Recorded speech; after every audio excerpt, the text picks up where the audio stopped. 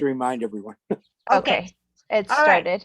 So, okay, I will call the meeting to order, and maybe we'll have the nominations and elections, then the attendance. Why don't we do it in that order? For nominations, we have, as I said, Margaret Labarge for a board member, and Ben Wilson, a board member, and Mike Donahue, an alternate. The alternate is a one-year position. All of these positions are for 1 year.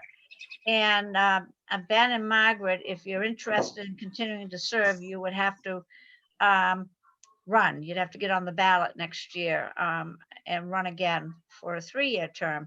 Mike will be appointed until the next election. So does anybody want to make a nomination for that slate, or do you want to do them individually?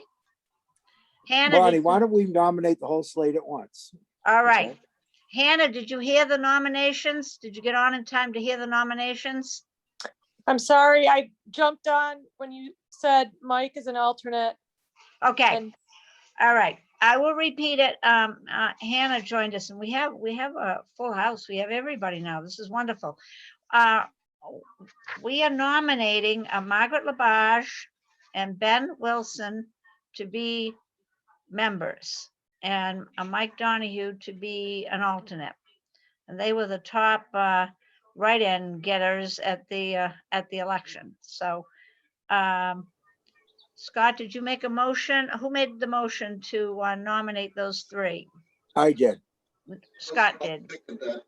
And as a selectman's rep, Judy said, talk to the Secretary of State. I can nominate approval by the select board. Okay. Okay. So. Okay, good. Is there a second to that slate of members? Yeah, I'll second that, Bonnie. All right, Robert seconds it. Are there any other nominations? All right, we will have a roll call vote of those nominations. Let me see, Hannah, yes, Scott, Yes, Robert, Yes. yes, and myself, yes. Thank goodness we still had a quorum. Thank goodness. So you all are nominated, and congratulations. And Hannah, I don't know, you didn't get on in time to meet Ben. You want to repeat let Hannah know who you are? I know Ben. Hi, Okay. Hannah. Good to see you again. You know him And- already. All right. yeah, So- Bonnie, they're not official voting members until they go in and sign the swear and pledge allegiance type thing at the office. Okay. All right. You didn't bring that tonight? Oh yeah, it's pretty easy on Zoom to have them sign everything. They just need to stop in the office the next couple of days to sign that affidavit. That's all. All right. Will do. Okay. All right. Thank you. The next order of business is the officers, or unless you want to wait until next time after they are official members, do you want to wait until next time to select officers? Sure, I- wait till Yeah. all the members can vote. Yeah, Let's wait. That seems I fair. do have the oath that you Okay, can swear Margaret. us in if you want to, Scott. You have what? I have the text of the oath if you want to swear us in. Oh, I'm happy to, but Judy was gonna send it to me and she didn't send it. To me. Okay. If Well, you want to then- put it up on the board, okay. All right, the three of you, listen and repeat. So this your one name. says Ben, but we can each say our own name in the, Right. I, Ben Wilson. Oh, no, you guys got to do it yourselves. Okay.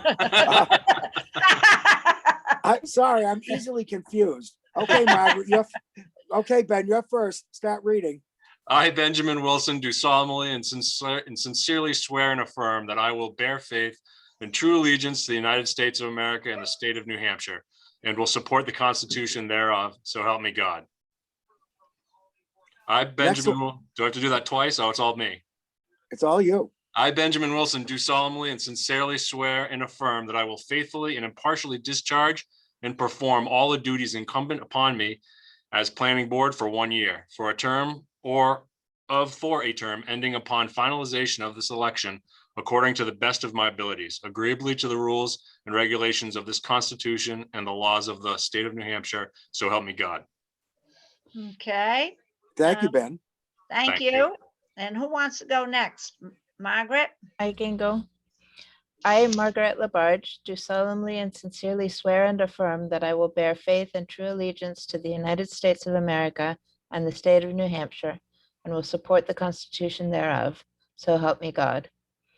I, Margaret Labarge, do solemnly and sincerely swear and affirm that I will faithfully and impartially discharge and perform all the duties incumbent upon me as planning board for 1 year, for a term of, or for a term ending upon finalization of this election, according to the best of my abilities, agreeably to the rules and regulations of this Constitution and the laws of the state of New Hampshire.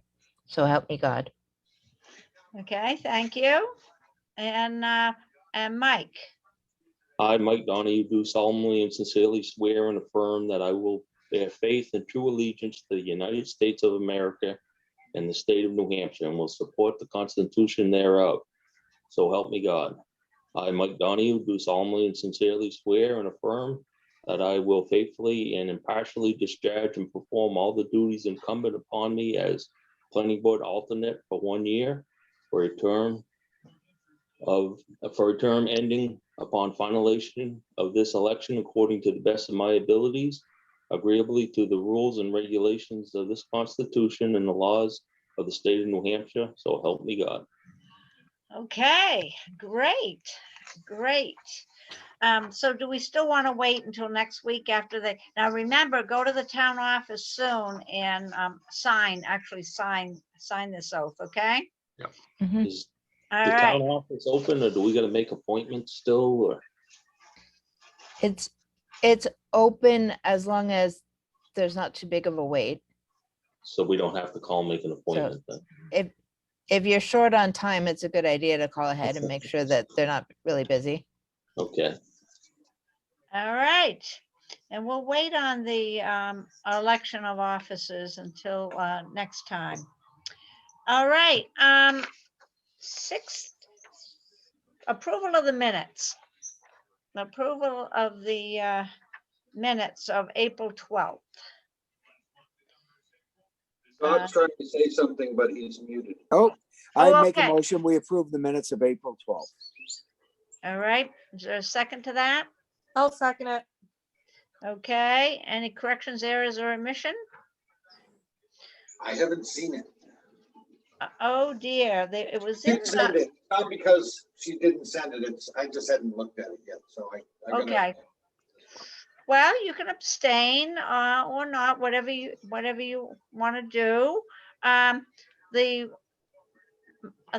role of attendance for voting on the minutes.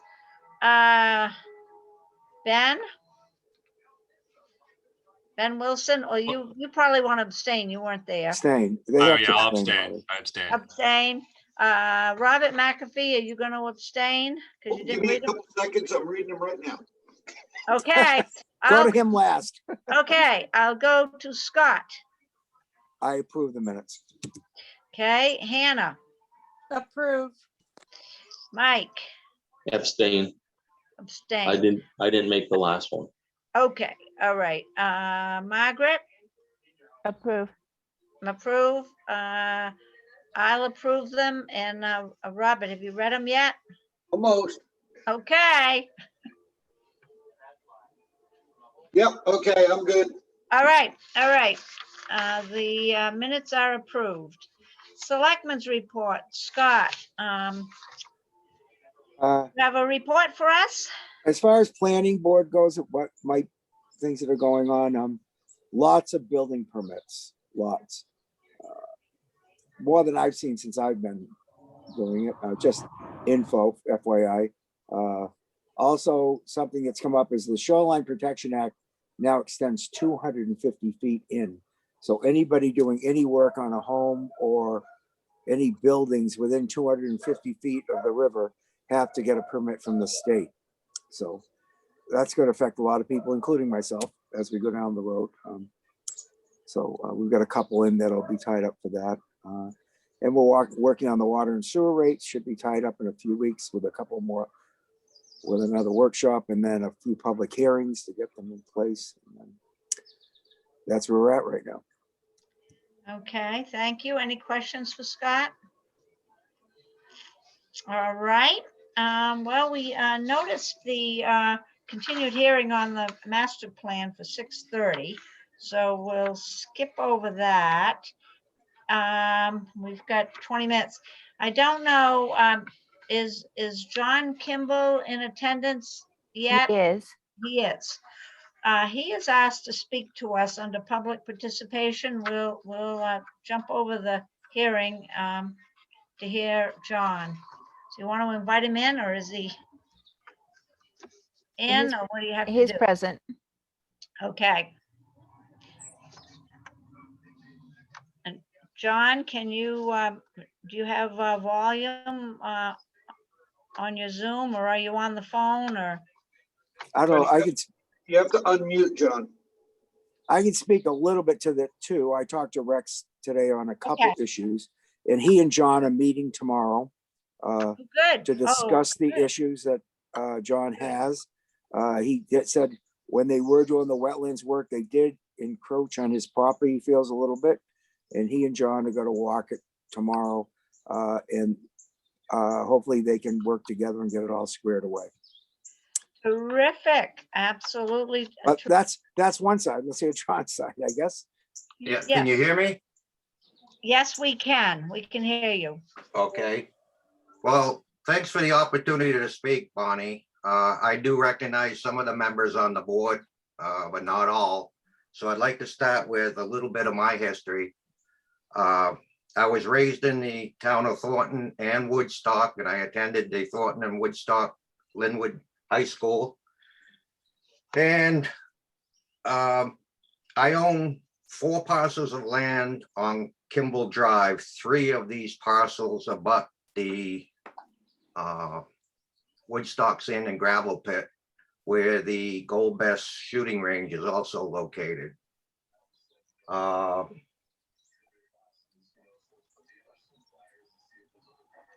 That's pretty much it for that end of it, I guess. My dad bought 3 of those parcels from the Parker family back in the 1950s, early 1960s timeframe. So they've been in the family for quite some time, and I purchased the land on the west side, or the big lot on the back of the pit, in mid 1980s from Jim Fadden Sr. I never had the land posted. It's never been in current use. It's been open to anybody that ever wanted to go out and enjoy it. Obviously, they do so at their own risk. The only request that I have is they don't trash or do any damage out there. I went into the Navy out of high school, spent 6 years in the nuclear Navy submarine service. When I got out of the Navy in 1979, I came back to the Linwood area, and there still hadn't been any recovery from the paper mill. So I basically started work at the Seabrook nuclear plant because I couldn't find year-round work consistently in the Linwood area. My training while at Seabrook Station, I spent 10 years in operations as a senior reactor operator. I was a unit shift supervisor. I spent 10 years in operator training and engineering training. And I spent 10 years in the quality assurance, and I was a audit team leader or lead auditor per ANSI standard N45.2.23. I was also a root cause evaluator. So I've had quite a bit of experience over the years of dealing with codes and standards. And I have an active complaint against the Calders, specifically for the Gold Best shooting club range. And I use my skills as a root cause evaluator and as an audit team leader to try to dissect exactly how we wound up with a basically a shooting gun range adjacent to myself without any prior notification. And I just kind of curious of how that could happen. So I took and developed a timeline. I went back and did a causal analysis. I also did a barrier analysis. Causal analysis is what kind of activities happened or didn't happen that allowed that to happen. And the barrier analysis were things such as what permits or laws would have been in effect to at least make sure that there was prior notification or some sort of public hearing taken. I've been trained many, many times in the use of the word should, shall, and may. And in my environment, the terminology is very specific. So when I read over the state statutes, as well as the planning board's new excavation regulation, I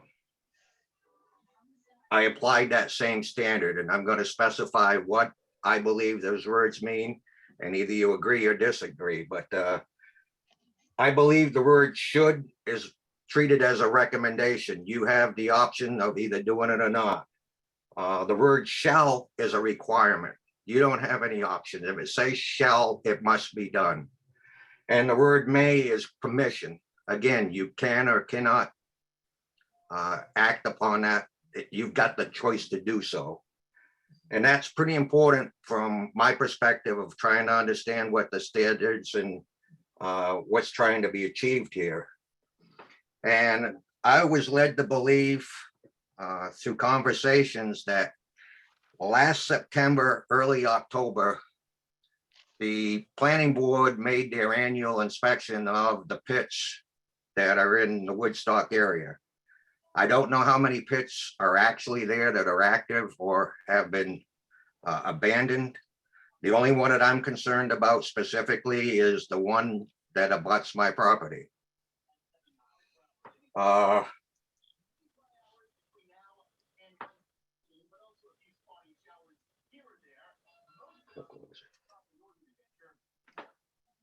right.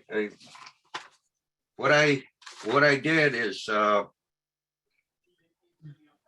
when I heard that information, I was kind of caught off guard with what happened in December. I'd gone back and I'd looked at the meeting minutes from the planning board and also from the select board. And I was puzzled when I read the statement in the November select board meeting minutes. Bonnie, you had given a dissertation on what the status was and the fact that the pits were in violation and the planning board wanted to issue a cease and desist order. But yet it was brought to the select board and the select board deemed no action necessary. And I couldn't understand that after reading the codes and stuff of why that was happening. And then I did a little more investigation. And when I read the 2020 annual report, the section in there underneath the Woodstock Planning Board on page 71 states that under state law and our ordinance, the Board of Selectmen are the enforcement arm of our town. The enforcement process is underway. I don't believe that is accurate. And here's the reason why. If you look at Title 12, Public Safety and Welfare, Chapter 155, Echo, that deals with local regulation and excavations, Section 1 specifies who the regulator is.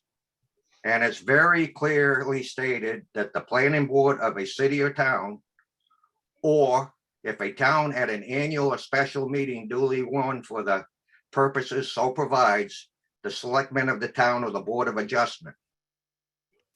Okay, I asked Bonnie after this, as well as Judy Welch, because Judy's been in that position for quite some time.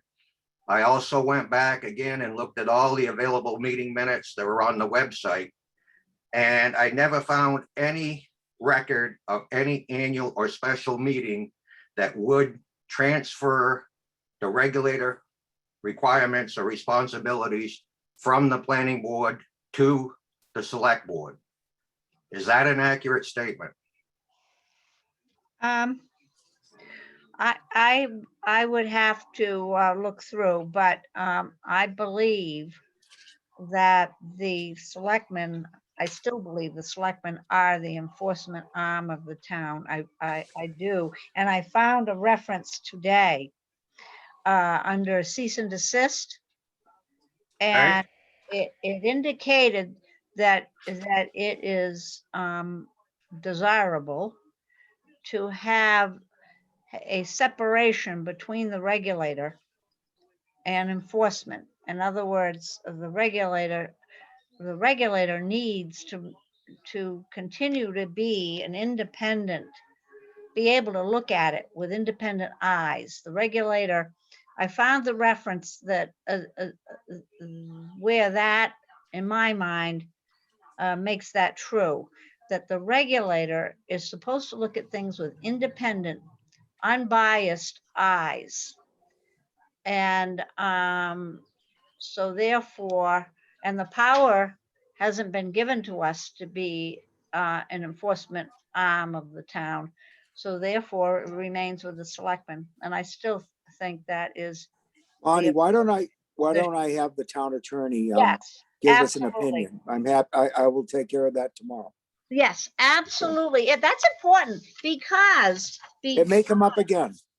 because it will come up again, and because we want to know if we are supposed to be the enforcement arm, we want to be that. We want to do our job and be that, if that is what we're supposed to be doing.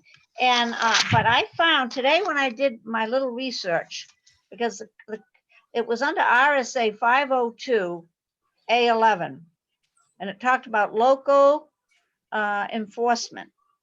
And basically, the language I saw, it indicated that the land use board should not be the judge they make the decision. So there needs to. Let me offer up a solution here. What's that? Let me offer up a solution. Sure. John believes the way he's interpreting it, that the planning board has the power for this. We as the planning board have not recognized that because we've interpreted it differently. Right, exactly. So, and it says, as John has read, that if we vote as a planning board for it to be the selectmen, then it is the selectmen. So I'm going to put forth that we vote for it to be the selectmen. John, at this point, I know you're upset about things that are going on, but I think we just need to not look at the past and look forward to how we're going to work and make this right. You know what I mean? So as we go forward, to make sure your property lines are respected, and that hopefully you and Rex can work out a solution to those things. Because what happened 6 months ago really doesn't, I think this issue needs to be resolved, but I think we need to make sure his pit is properly licensed and permitted. And he's in the middle of doing that with the state, and there's no new work being dug there at all until he gets that permit. And I from what I understood, that you and he were going to try to meet tomorrow and try to resolve some of your differences. We're not supposed to meet tomorrow. I am calling tomorrow to set up an appointment. Okay.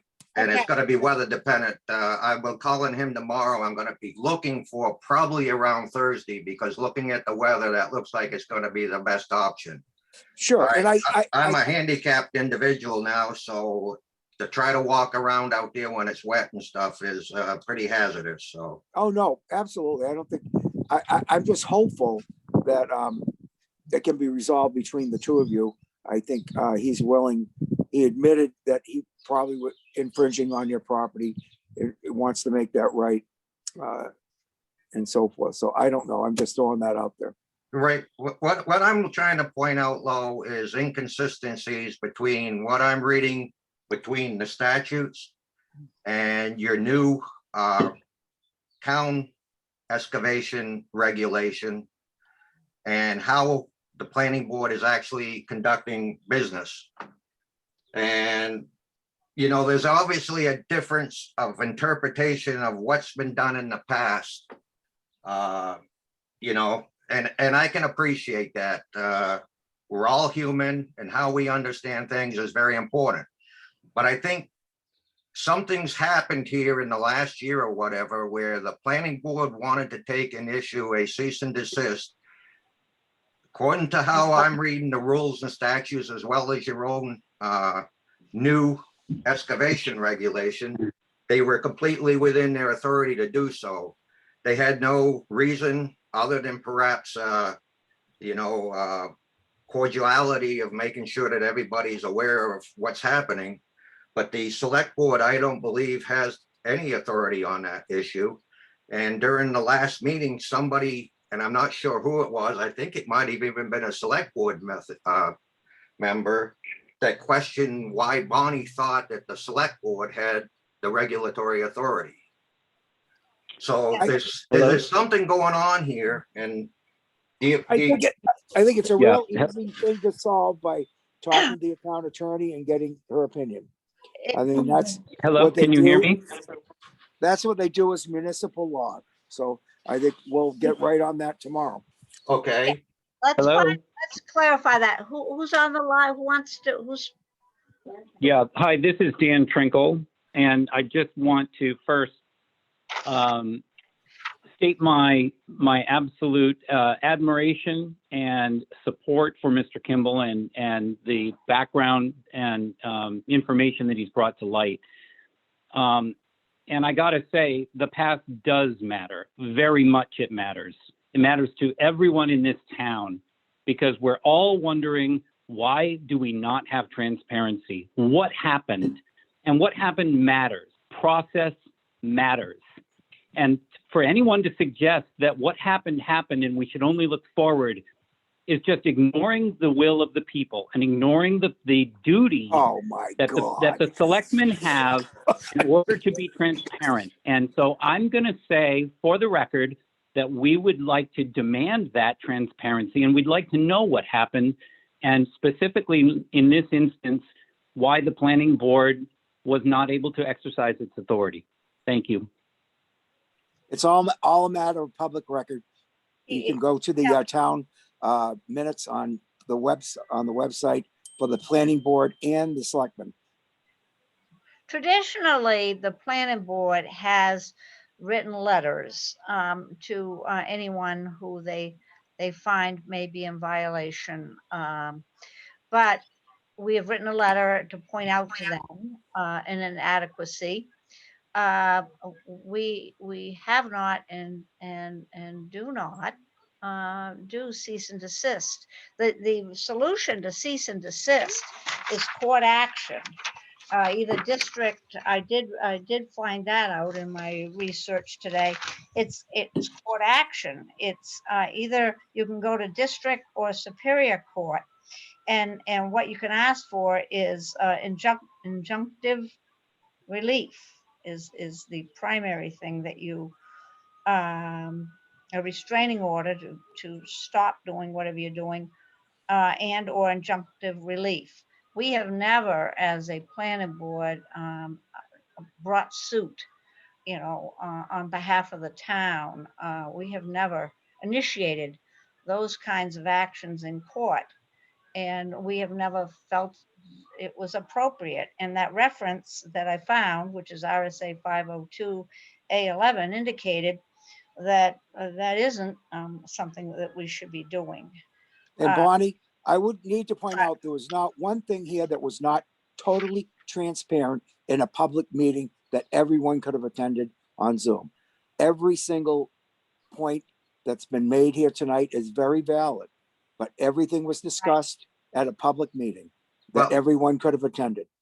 And I agree. I've read the meetings, the meeting minutes and things, okay? But I have other issues here that need to be attended to. First of all, in February of 2021, the town approved a brand new, well, they revised, I guess, the second revision here of the excavation regulation. Right. And in section 2, purpose and scope, for the purposes of achieving the goals stated in here about what the whole process is about, it clearly states that no earth materials in the town shall be excavated or removed except in conformance with this regulation. Does that pit have a current excavation permit? No, it does not. So, as I understand it, the board allowed the owners to continue to move stockpiled material. Is that correct? Well, Is that a yes or no? Scott, What Scott board can is speak, Mr. Kimball asking about? Scott can speak for the select board, the blasting, That's not what we're talking about here, Bonnie. You Okay. decided, along with everyone else, that removing the existing stockpile material and right. working with that material is okay. The planning board and the selectmen said that. Yeah. And it using any material that was already excavated. There can be no new excavation without a permit. Yeah. Okay, so Exactly. that would have been a cease and desist issued approximately the October timeframe had it gone through, correct? Did not go through, so it's irrelevant. Yeah. It didn't go through. Okay, it did not go through, but there was no permit, correct? There was no permit. The permit expired. I had that date here. The permit had expired. Permit expired and we're allowing excavation to occur on the site. Is that true? There's no excavation occurring. He is just using material that's already stockpiled. Right. Okay, so the ledge that would have been ledge in October that was detonated, is it okay to process that as excavated material? I would say yes. Is that what the planning board's decision is? That is mine. We have not discussed that as a planning board. We have, yeah, we haven't taken a position on that, after our position in October. We basically said in October that stockpiles, anything that was detached from the surface of the earth, from the terrain, Which would be the ledge. anything in a pile, anything stockpiled in a pile detached from the terrain could be used, could be moved Okay. around, could be hauled off the property, could, could be used. Anything that had previously been excavated, removed from the surface could be used. Okay, I'm just looking for clarification and I got it. Thank you. I go over to page 4 of the same document and it defines the excavation permit. So if there's any doubt or anything about who the regulator is, you've defined it in your own document where it says excavation permit, a permit issued by the planning board, parentheses, regulator. So you've defined it even within your own town documents that the planning board is the regulator. The planning board is the regulator. That's a new term. That isn't a term that we've used, that's brand new. Calling us a regulator is the new terminology. But yes, the planning board is the regulator. We Okay. regulate the ordinance. We do For not the enforce it. process.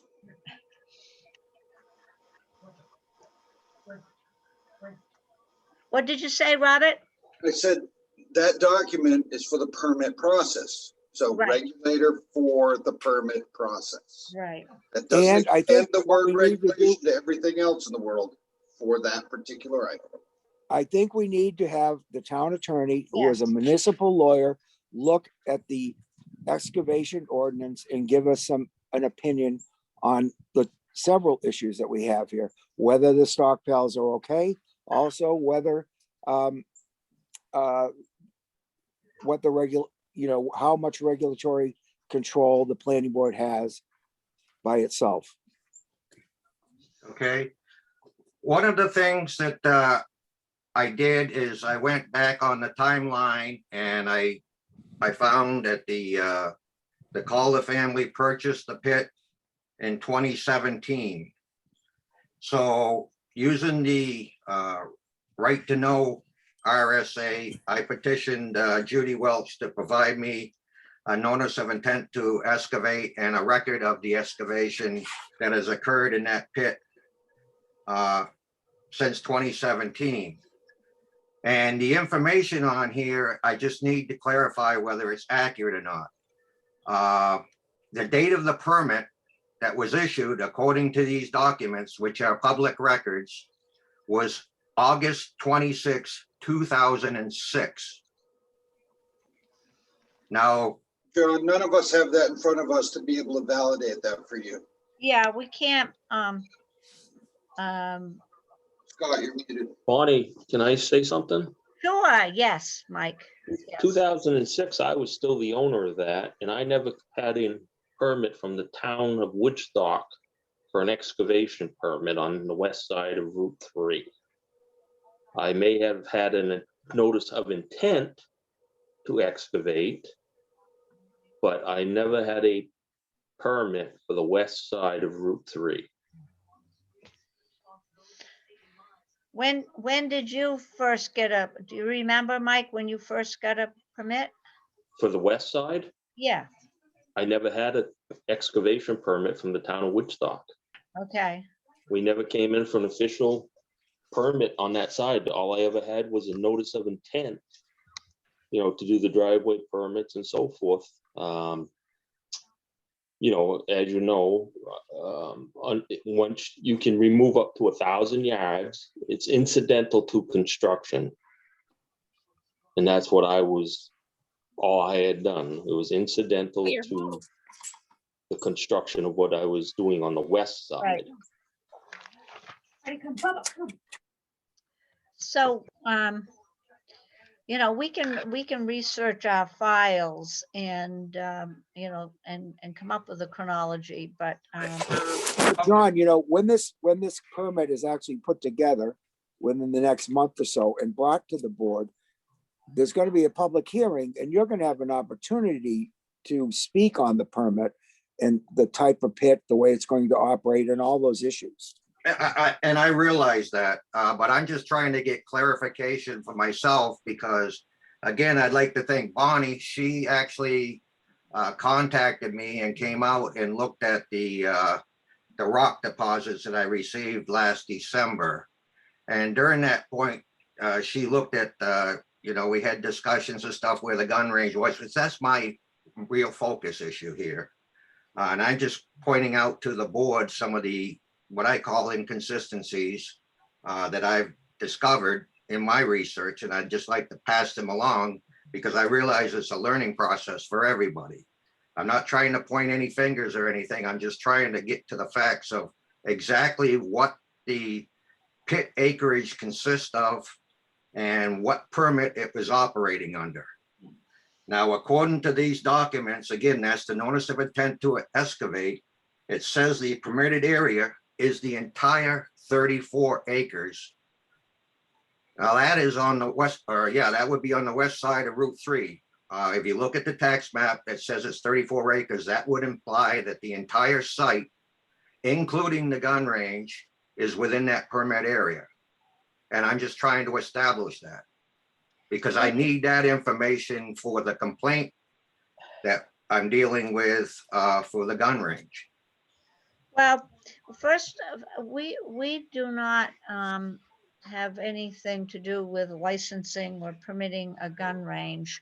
And obviously, we're going to have very good information on the boundaries of that pit area and be able to determine whether the gun range is in the pit or not in the pit on a different part of the land after the after Steve LaFrance finishes his survey work and we get a plot plan for the parcel and we get an application before us, once we get the alteration of terrain information, once we have an application before us, we're going to have very good detailed information as to exactly where the boundaries of the land are and where the pit area is, whether it's the entire thing or part of the thing, where the gun range is in relationship to the excavation.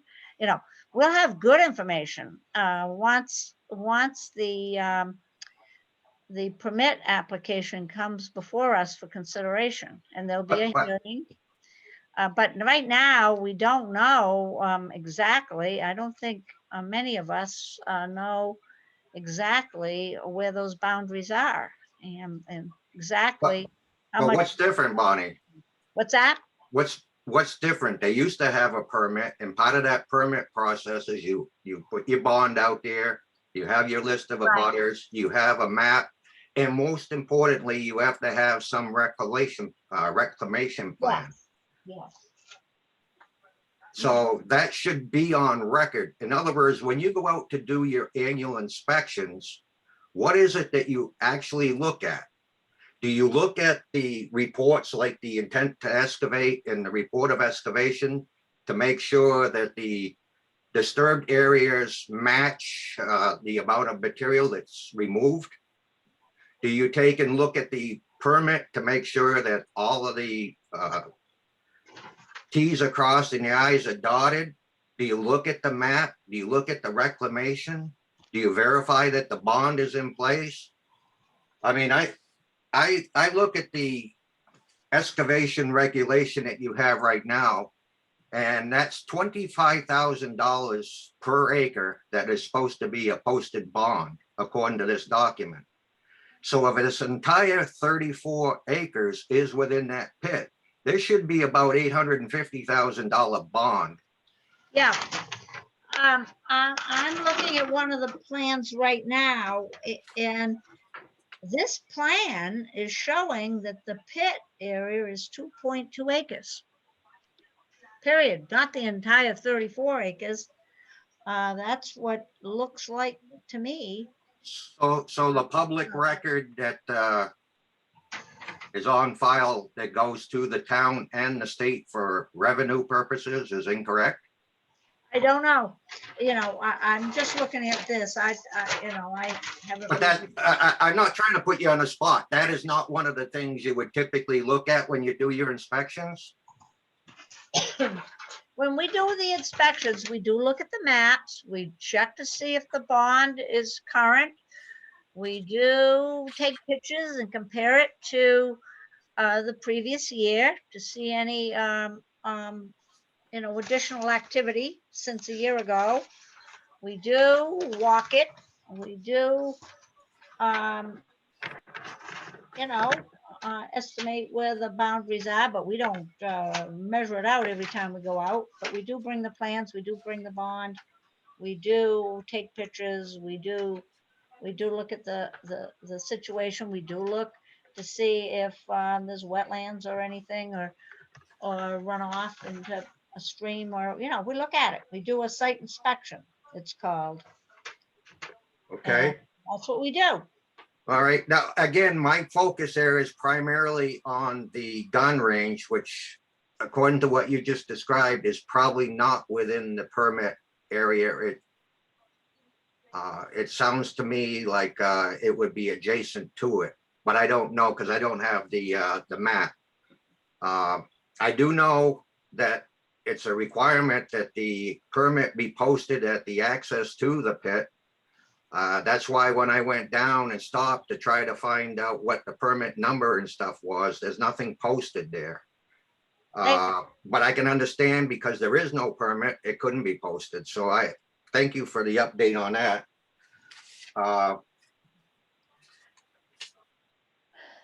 They are given a permit to post, and it's sort of laminated. And over time, I don't know, could get lost or whatever, but they are actually issued a permit. I think it's a bright pink to post. So anyway, I would suggest that anybody interested in that property, please attend the hearing that will be held. Please ask your questions there. We will do a site inspection as part of that process. And abutters are noticed specifically, and notices go out. So that is a time to learn a lot and or state your opinions and or determine where the boundaries are. Well, the things that I'm looking at is there's a lot of angst, I guess, in anticipation of getting the alteration of terrain permit. But there's some very specific guidance within section 155 Echo, section 4 of examples of where the regulator shall not grant a permit. And some of the things that are listed down there, now, generally speaking, this section is dealing with towns and communities that have a zoning board, of which I know Woodstock does not. Right. But this does give you some kind of ideas of what you can expect coming up into that hearing. And one, the excavation will not cause a diminution in area property value or unreasonably change the character of the neighborhood. That is specifically one of the complaints that they have against the gun range right now, that we expect to have the hearing on that. It's been delayed a couple of times. I'm hoping it's going to be resolved by June. But one of the others is the excavation will not create any nuisance or create a health or a safety hazard. I believe it's nothing but a nuisance to the town.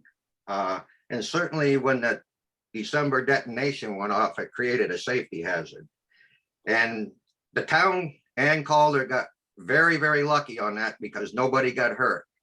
But it would have been a whole different story had somebody got hurt. And when you're having the town attorney as well as the planning board attorney look at this, you might want to take and consider that too in your decision collectively to allow continued excavation type activities within the bounds of that property when it's in direct violation, from my perspective, of the brand new excavation regulation that you all approved in February. Another thing that's listed here, the issue of the permit will be not unduly hazardous or injurious to the public welfare. And again, that goes back to the detonation that occurred in December. And there's sections in there on reclamation. And I believe this is perhaps pertinent to the gun range issue. And Mike, as a previous owner of that pit, are you familiar with where the gun range is located?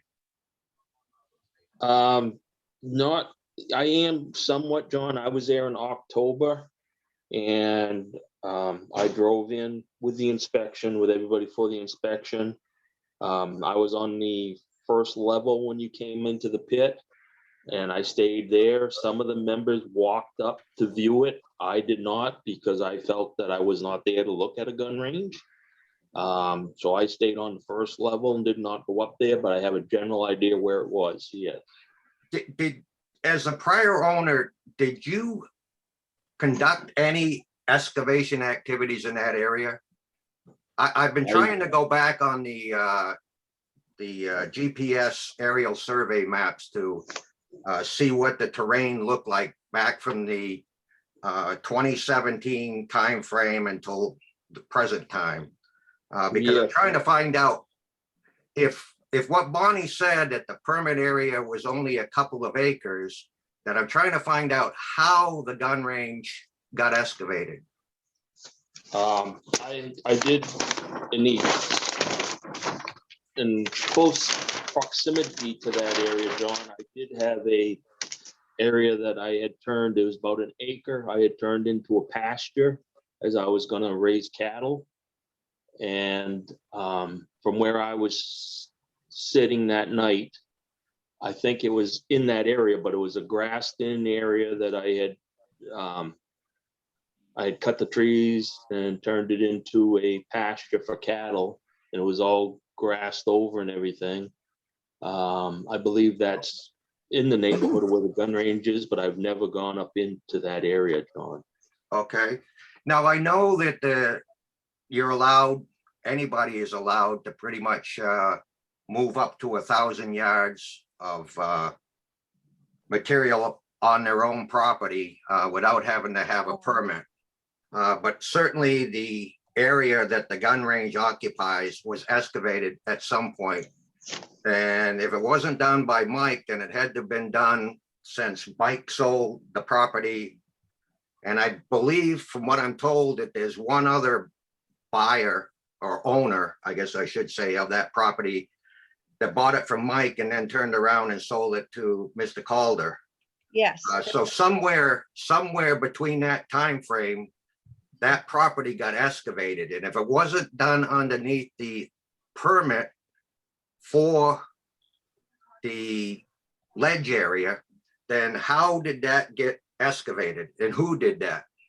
I was one of the ones that walked up and around and looked at it, and I can't remember which other board members did also, I did.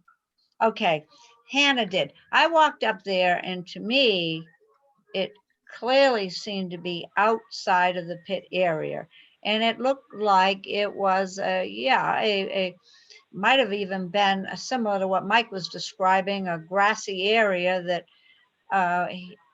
he had developed for cattle or whatever reason.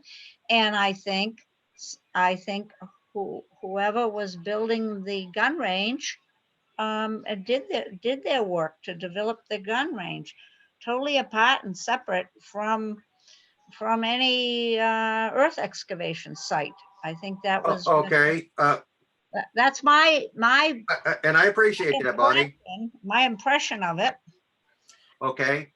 Now we're in agreement that if you exceed 1,000 cubic yards, then you had to have a permit, correct? Yes. Okay. It's Now the gun range is clearly, Incident to construction. Incident to construction allows you to go over 1,000 yards for the specific Yes. construction purpose. If it's could you if tell it's me like- where that's written? if it's like a site landscaping, site Absolutely, but house and all of those kinds of incidental type excavation activities are permissible if it's to develop a building lot, if it's to develop the lawn, if it's to develop those kinds of things. exactly. And there's a very specific list of what those are Yes. as far as exemptions. And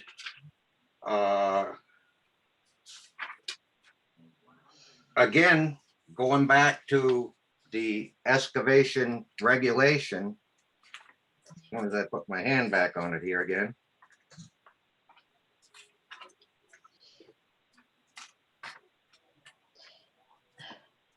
Hey, I just want to state that we know that you have litigation regarding the gun range, so I don't know that this is the appropriate venue for this, and this should be discovery by your attorneys. No, I disagree with that, Robert. What I'm trying to determine is there was an excavation of that gun range by someone that was clearly greater than 1,000 yards. It was not for the construction of any home or building. It wasn't to do. I haven't seen it. I don't know that. Well, there's no buildings, there's no foundation or anything on that, okay? So what I'm saying is the gun range got in there, the land was excavated, and I believe it's under the purview of the planning board to find out why that excavation was allowed to occur without a permit. That's what I'm asking. Because it's not an earth excavation site that comes under our purview, I do not believe. They were developing a business up there. What happens, sometimes happens where people develop their land in anticipation of a use. You just lost yourself a customer. You What think I own this business? What was that? Did somebody just talk? Did somebody just beep in? Well, anyway, it may not be a planning board matter if it isn't an earth excavation site. It may not be if it's developing, if it's landscaping or developing something for part of a business. And if it's outside of the pit area, it may not be our purview, period. Okay, I would specifically ask again, you're gonna have the town attorney and your Yes, planning board attorney. Absolutely. Please evaluate that, because I believe, quite frankly, it is within the requirements to have a permit. And I do believe it should have been brought to the planning board for approval. And I believe if it wasn't included within the bounds of the existing permit, then it would have had to have an additional permit, a new permit, if you will. And if that had happened, there would have been a public hearing. And if there'd been a public hearing, I wouldn't be in the situation of the litigation right now. So they're not mutually exclusive. And it is important to me, because I don't know how many pits you have in the town of Woodstock right now. But whether the planning board and the select board realize this or not, is whenever you open an excavation site, the first thing that you have to do after you get your permit is stockpile the topsoil that's removed. That has to be held in abeyance. So when you get done taking out the material that you want to take, you have to go back as part of your reclamation plan.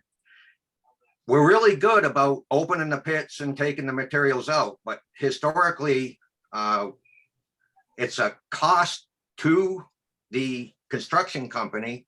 And if you can come up with a way of avoiding, it's very good.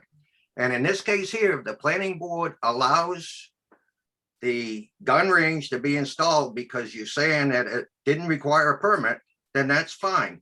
But be prepared for the closure of the remaining pits in town, because I think you'll have an equal number of gun ranges, because it's a very convenient way of sidestepping the reclamation requirements specified in chapter 155 Echo.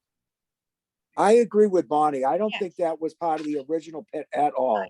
Don't, I think it was a field that they just pushed some, don't. made a couple trenches in, that's all. And that- Okay, and that's fine, as long as it didn't go over the 1,000 cubic yards. And we don't know unless you're gonna go out and measure it.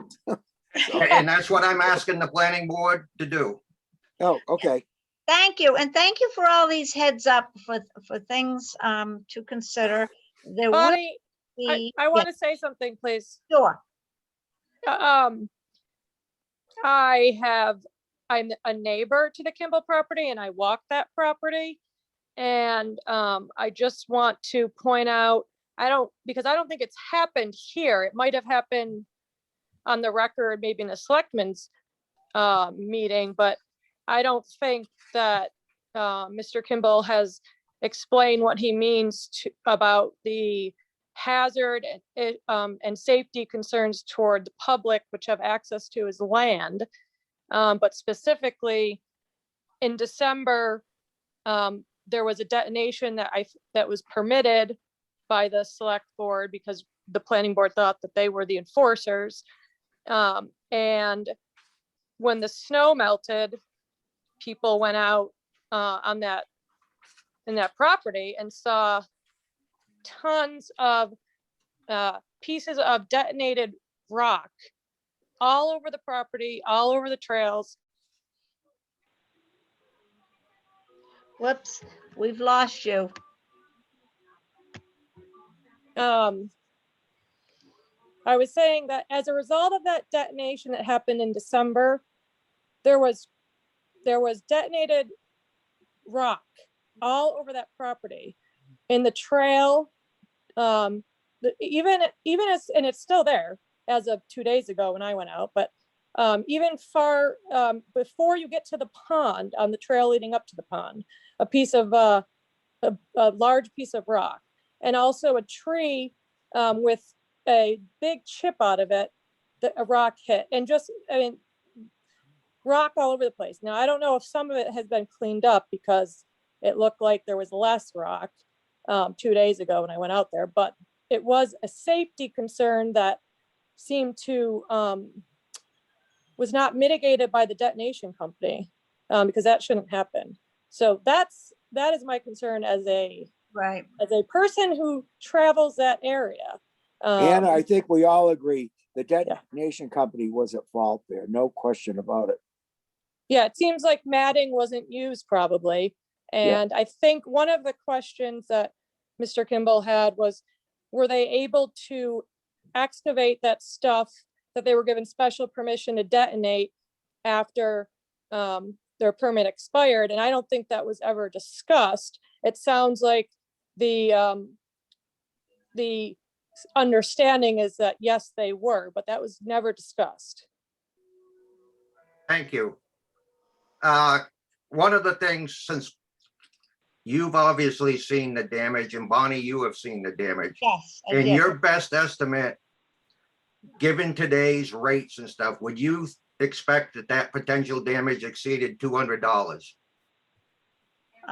There were a lot of small rocks everywhere, and a few bigger pieces. I don't know how much. I did see the tree that was damaged. I don't think we're experts enough to I don't know. judge the damages. I don't know how much damage. One of the things that you may want to consider as a planning board and a select board when something like that happens is to actually require an assessment. Because according to the RSAs that deal with explosives, which is chapter 158, is there's a New Hampshire code. It's admin RSAF-C 1607.04. And the property owner and or the blaster is obligated to file a report to the to their commission. And one of the criteria is if the property damage is in excess of $200. The amount of rock that I have on my property, I'm pretty confident was going to exceed $200 to repair or pick up and clean up. That notification is very, very important, because when I attended the select board meeting, I believe his name was Mr. Rice. I think it was you, Scott, made the comment that the blaster was a reputable company. Now, a reputable company would have realized that if they took a shortcut, didn't use a mat or whatever, and the explosion was that big that sent debris that far, they would have known as their requirement to submit this paperwork.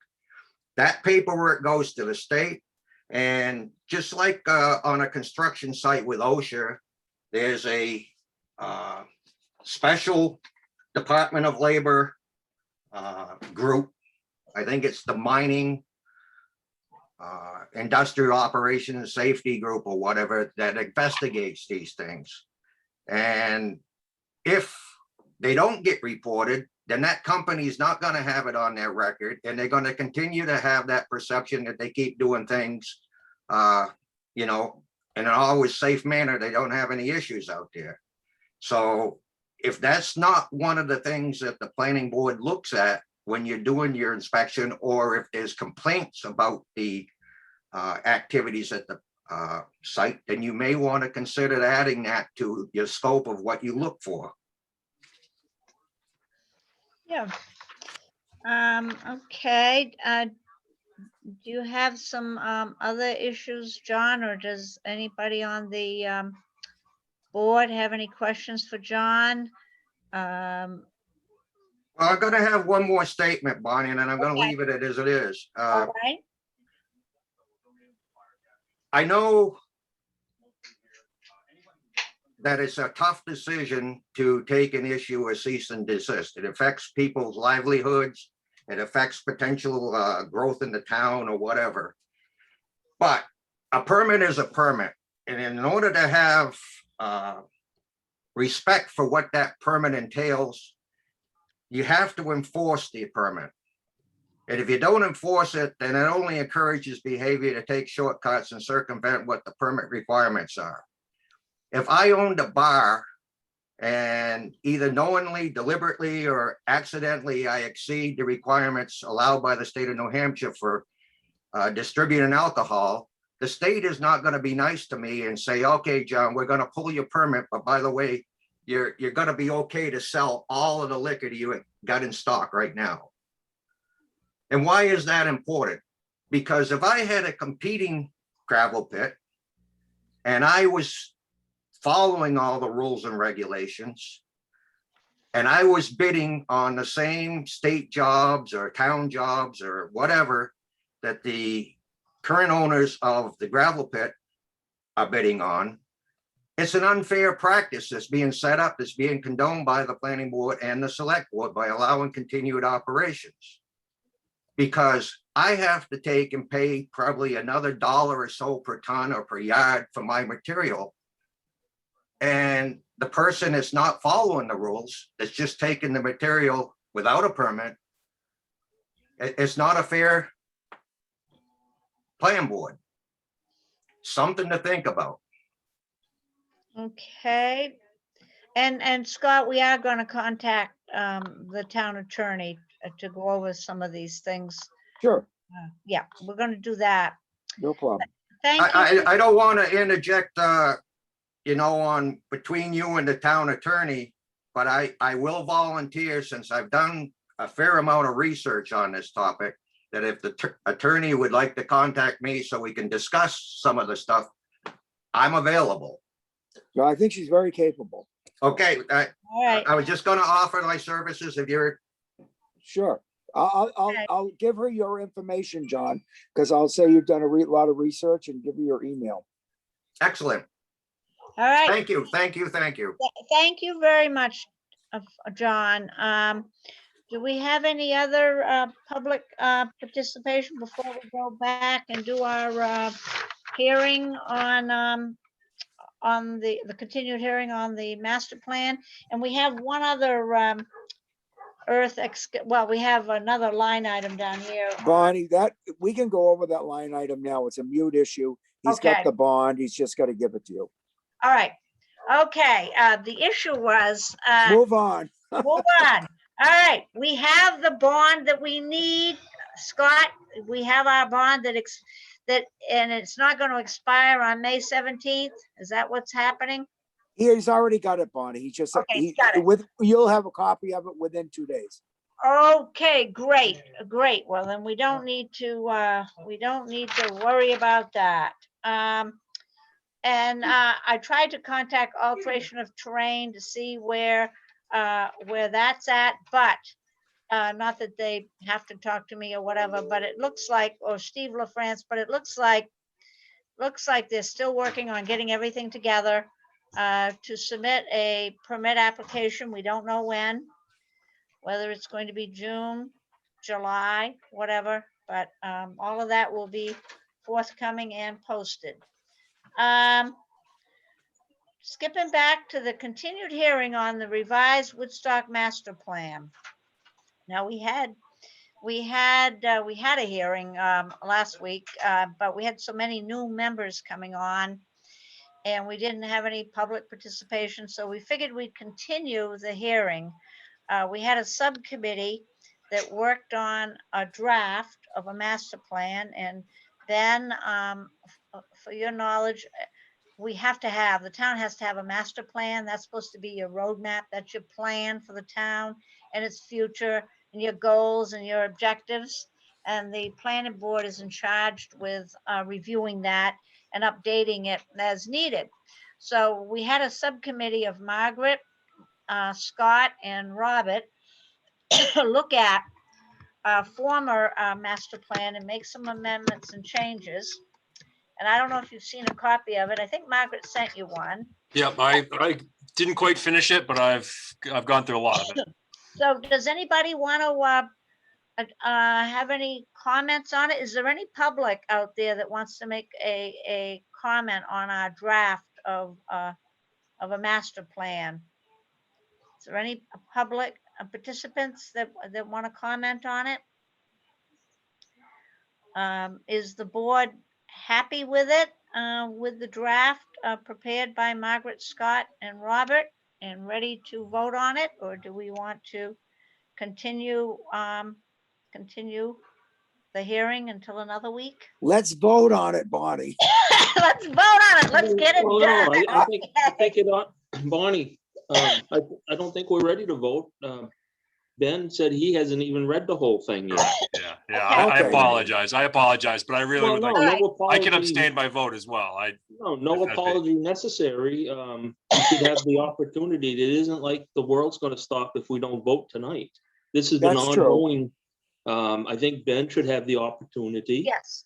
And then next meeting, I mean, the world All isn't right. gonna stop here. This has been going on now for, No, I agree, Mike, but it's just been going on for a long time. well, I'm that's, just- that's the process we go through sometimes, Scott, and that's the way it is. All right, we will continue it for another month. Anybody have anything else to bring before the meeting? I do, Bonnie. What's the status on Resnick Circle with the pavement down there? Is his bond expired? Here we go again, another bond. Is it expired? It isn't expired? Is he gonna do his obligation that he had for the subdivision? You're muted, Bonnie. Muted, Bonnie. He has not given me an update in very recent history, so Boy, Mike, I think most of that property's been sold. Yes, so, but in this subdivision with the town of Woodstock, he had an obligation to put the top coat on. And right, we kept kicking that can down the road because of construction. And now are we in a situation where the new owners aren't getting what they should have got? That's a Or great if point. if they come in to make it a town road, we can't accept it because it ain't up to town standards. That's a Right? great point. I will check with Mark. The last time I checked, he said he was getting quotes, he was getting bids. He knew he had to do it and he was going to do it. That was the Well, and representation. again, and I'm gonna say it, historically, that's what we always gotten from Mark, a lot of lip service. Yeah, Yep. And, you know, we got two things here. Are the new owners gonna wanna have the town take it over? If they are, we can't because it isn't up to town standards. And, you know, are they getting shortchanged out here? That's all. I mean, all we've right. talked about this since last fall. And, you know, again, it's another issue that we just need to put to bed or, Yeah, let's get, I will call Mark again and find out exactly where he's at with it. I must have missed that meeting. I missed. Yeah. Is there some previous agreement that the town will take this road over? No, no, it has to go to town Why meeting. and the- should it? It might not. I mean, you know, that would be a town vote. It's a small cul-de-sac with, looks like it's gonna be like 3 houses on it. It's not gonna be as many because several people bought 2 lots. I think 3 people bought 2 lots, so it's probably gonna be 3 houses there. So, but Mike, you're absolutely right. We've got to find out where that's at and enforce compliance with that promise to do the top coat. yeah, it's kind of aggravating because that's what Mark is the town planner, you know, but Yep. anyway. It really is. So I will contact him and find out. I'm sorry I don't have a report for tonight. Anybody have anything else? I guess I'll go again, Bonnie. Okay, go ahead. Um, Go. How about a secretary? We haven't had any anybody come forward, I take, and it's becoming more evident that it's needed desperately. You know, Margaret's doing a great job, but it's not her job. And there's a lot of things I think that we're finding, you know, especially in these excavation regulations and excavation permits, stuff isn't, you know, we're getting way behind by not having a secretary. Yeah, but guess what? You missed the meeting. Margaret Labarge was made the secretary and given a stipend hourly rate. And Margaret, you went into the town office to do your whatever you had to do for paperwork. Yeah, I did that this morning, so I've just started figuring out where the paperwork is and what all the details are and things that I need to know. So you're right, Mike, there still is a lot of getting up to speed and making sure that I have all of the information that I need to have to be serving I effectively. thank you for taking that on, Margaret, and I hope you getting compensated well for it, because you deserve it. Thank you. Right. She offered, and we once had that before Anne Marie Perry. It worked well to have one of the board members take on that role.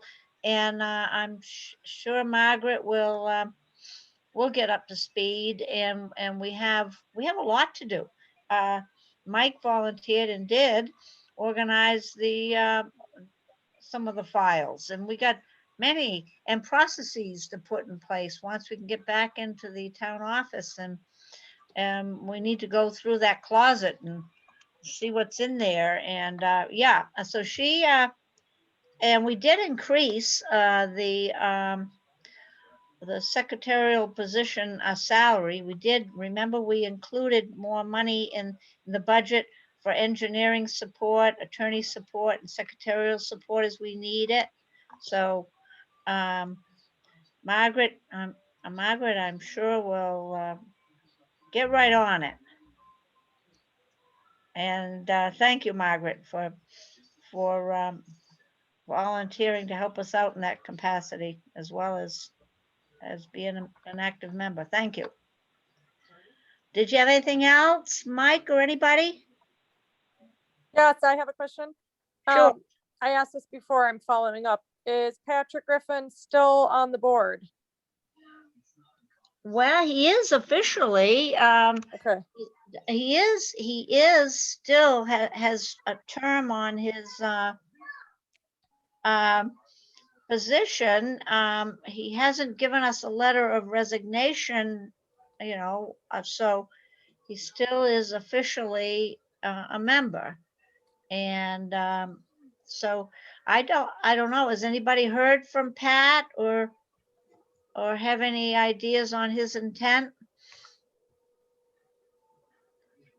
I He's wonder on if someone, vacation right now. He's on vacation. Yeah. well, Mike? Bonnie, I asked because I wonder if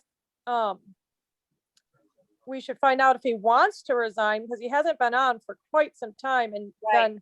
then the second question would be to Mike, does he want to be an alternate, or does he want to be a full Yeah. member? Well, we have a built-in, let's not Well, indicate Pat, to Pat that we want a resignation or anything. well, I but will tell you, Bonnie, I think, well, you and I have talked anyways, but yes, I Pat- wasn't going to disclose it, but Mike Yeah. can. Pat does not have internet service at his house, okay? So for him to participate in a Zoom meeting, he has to travel up street or whatever, but he is gone right now. I don't know where he is. He's out of state somewhere. He indicated to me, or he asked me, that he said he would like to resign, but only if I would take his spot. But I don't know. I haven't decided that I want to be a full-time member. I just got some stuff going on in my life that, I mean, I've been on, I don't know how long I've done this, and that's why I didn't run this year, is, you know, I'm not 100% committed to it. I don't mind being the alternate and helping now and then when there's something to do. but I will decide on my end, and that's where Pat is. I'm not talking out of school. That's what he has indicated to me. Right. Thank you for the update. Yeah, Just- just wondering. and That's right. Mike indicated that to me, but I didn't want to be the one to announce, you I know, mean, it's gonna be up to the board, yeah, but we're gonna open up the town hall for meetings. I mean, the town building for meetings as of June 1st with some restrictions, so. and maybe would the board want to go back to in-person meetings effective in June? Would that be the desire of the board? Or can we have hybrids? I mean, is it a potential for both or not, Scott? I think that's up to the board, this board, what they want to do. It's gonna, but right now, you know, the thing's pretty dynamic right now and it's changed and it could change again by the time we get there. But at the moment now, we're saying it's got to be 3-foot distancing with masks to Right. have a meeting in there. I think it's probably legal to have a hybrid meeting if we wanted to. So, but I don't know, the town does not have the technology right now to do that. So what's the pleasure of the board? Do we want to continue with Zoom a while longer, or do we want to meet in person? What does anybody think? My initial thought is that regardless of the pandemic, that if we were to have certain handicapped individuals that would want to be on the board, it would be good to have the Zoom availability anyway. So the Right. hybrid meeting just seems to make sense to me. I also like the idea of a hybrid meeting, only because sometimes it is more convenient for me to attend by Zoom. But I could also sometimes be in person. I think the rules for a hybrid meeting, from what I understand, are if there is a public part of the meeting where people are actually there, the public has to hear everything that the person on Zoom is saying and vice versa, clearly. So I mean, that you have to have that type of setup. So if you have that type of setup, I think it's okay to do that. Margaret, what do you think? Do we have any capability? You know, you know a bit about this stuff. Is it feasible to have a hybrid? I think it's feasible to begin doing hybrids, but probably not as early as June.